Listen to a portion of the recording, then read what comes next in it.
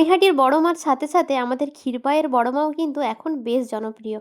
আগে কিন্তু মানুষ ক্ষীরপাইয়ের বড় মার সম্বন্ধে খুব একটা জানতো না।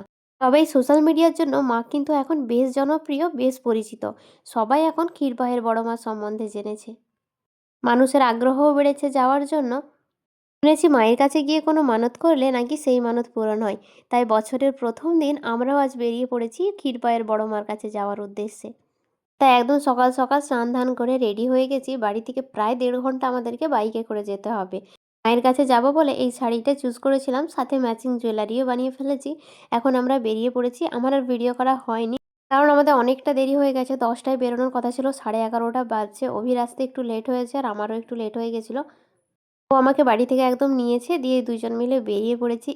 ইচ্ছে তো ছিল অনেকদিন আগেই যাওয়ার, তবে এত তাড়াতাড়ি যে স্বপ্ন পূরণ হবে জানতাম না। 2026-এ আজ 1 জানুয়ারি, বছরের প্রথম দিন যে দুইজন একসাথে মায়ের কাছে যেতে পারবো, এটা কল্পনার বাইরে ছিল। ওই যে কথায় আছে না, মা না ডাকলে যাওয়া যায় না, আজ মা আমাদের দুইজনকে একসাথে ডেকেছে।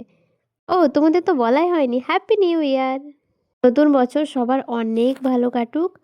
একটাই প্রার্থনা করি, এই অসুস্থ পৃথিবীতে সবাই সুস্থভাবে বেঁচে থাকুক।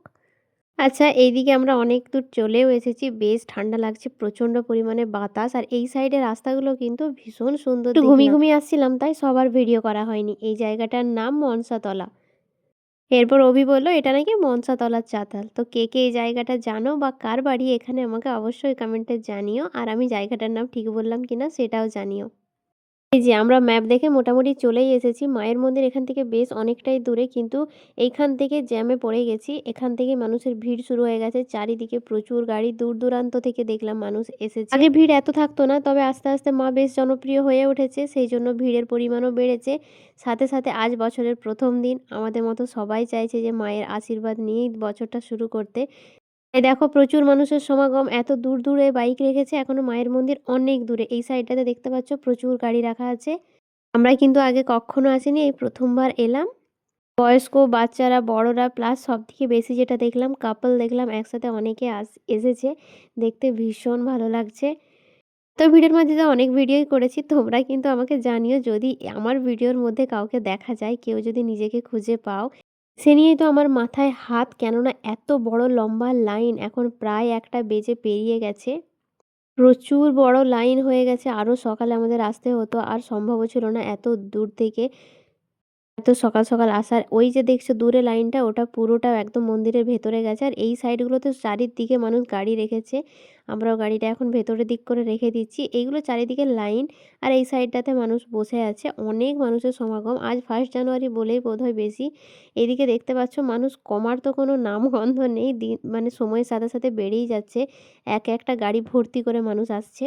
অনেকক্ষণ দেখলাম, তারপর বুঝতে পারলাম মোটামুটি কোন দিকে ঢুকতে হবে, কোন গেটে বেরোতে হবে। এখন সোয়েটার টোয়েটার, জুতো, মোজা সমস্ত কিছু এখানে খুলে রাখছি।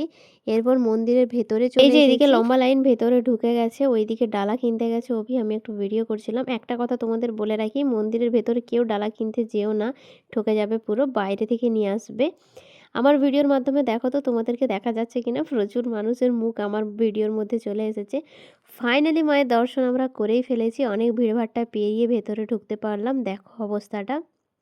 ভেবেছিলাম মায়ের অনেক সুন্দর সুন্দর ছবি ভিডিও তুলবো, কিচ্ছু সেটা সম্ভব নয়। 1 মিনিট করেও দাঁড়াতে দিচ্ছে না, এখানে এত মানুষের ভিড়। আগে আমি শুনেছিলাম এখানে কোনো পুরোহিত নেই, নিজেদের পুজো নিজেদের করতে হয়। তবে আজকে বোধহয় ভিড়ের কারণে কয়েকজন এখানে আছে, তারাই ডালা নিয়ে পুজো দিয়ে দিচ্ছে, মানে মায়ের পায়ে ঠেকিয়ে দিচ্ছে। যা যা নিয়ে আসা হয়েছে সেই রকম আমাদেরটাও করলো, সবার করছে। একটু শান্তি ভরে মাকে দেখছিলাম। কিন্তু এই যে ভেতরে পুলিশগুলো, সেটাও করতে দিচ্ছে না, একটুক্ষণ দাঁড়াতেই দিচ্ছে না কাউকে। আর এখানে এত পরিমাণে ধোঁয়া হচ্ছিল ধূপধুনোর, সেই জন্য মায়ের মূর্তিটা মানে ভালোভাবে ভিডিওই করতে পারছে না কেউ, ছবিও তুলতে পারছিল না আলাদাভাবে। বিশাল আকৃতির এই মায়ের মূর্তিতে মায়ের এক হাতে পৃথিবী, অন্য হাতে পায়রা, এক হাতে কাটতান, অন্য হাতে মুন্ডমালা। এই সাইডটাতে মানুষ ওই বিশ্বাস করে ডুরি বাঁধছে মানুষের মনস্কামনা পূরণের জন্য। আমরাও বাঁধলাম, জানি না মা পূরণ করবে কিনা। এটা ছিল মেন গেট ঢোকার, কিন্তু আজ আমাদেরকে উল্টো দিকে ঢোকানো হয়েছিল এত ভিড়ের কারণে। এরপর বাইরে আরও ঠাকুর ছিল, সেখানে সমস্ত ধূপ দিচ্ছিলাম। আর এই জায়গাটাতে ধূপ দিতে গিয়ে আমার শাড়ি পুরো পুড়ে গেছে, আঁচলের দিকটা আমি পরে তোমাদেরকে দেখাবো। মোট কথা শান্তি মতো কিন্তু পুজো দিতেও পারিনি, কিচ্ছু করতে পারিনি। ভিডিও ফিডিও তো ছেড়ে দাও, পুজোটাও শান্তি মতো আমি দিতে পারিনি।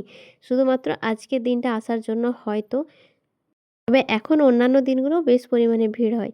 এখন আমাদের পুজো দেওয়া হয়ে গেছে, চারিদিকে সিঁদুর-টিঁদুর লেপটে গেছে। ওই যে প্রণাম করতে গিয়েছিলাম সেইখানে মোটামুটি সিঁদুরে তো একদম ছড়াছড়ি। পুজো দেওয়া হয়ে গেছে, এবার বাড়ি যাওয়ার পালা। এখানে যা ভিড় আমার সত্যি আর ভালো লাগছে না। ভেতরটাতে আমার ইচ্ছে ছিল একটুক্ষণ মায়ের কাছে শান্তিমতো বসবো, সেই আর উপায় নেই। এইদিকে শাড়ি পুড়িয়ে ফেলেছি। একটা জায়গা না একটু, একটু করে আঁচলের দিকটা অনেকটাই পুড়ে গেছে। শাড়িটা এটা নিয়ে আমি 2nd বার পরেছিলাম, তো 2nd বারই পুড়ে গেছে। এদিকে বেরোনোর সময়ও দেখছি প্রচণ্ড পরিমাণে ভিড়, মানে ভিড় বেড়েই চলছে। এখন প্রায় ওই 2:30টার মতো বাজছে বোধহয়। এখন এখান থেকে বেরিয়ে আমরা কিছু খাওয়া-দাওয়া করব, তারপর বাড়ি যাব। কারণ বাড়ি যেতে এখনও 2 ঘন্টার বেশি আমাদের সময় লেগে যাবে। কিছু কেনাকাটাও আছে। প্রায় সন্ধে হয়ে যাবে একটু পরে। এখন আমরা বেরিয়ে পড়েছি, অনেকটা দূর যেতে হবে। ইচ্ছে তো পূরণ করলাম, তবে শান্তিমতো মায়ের কাছে বসতে পারলাম না। আমরা 2 জনই আবার আসবো। তখন একটা ফাঁকা দিন দেখে আসবো। তখন তোমাদের সাথেও আমি ভালোভাবে ছবি, ভিডিও শেয়ার করব। চলো তাহলে আজকের ব্লগ এখানেই রাখি। দেখা হচ্ছে পরের কোনো ব্লগে। টাটা!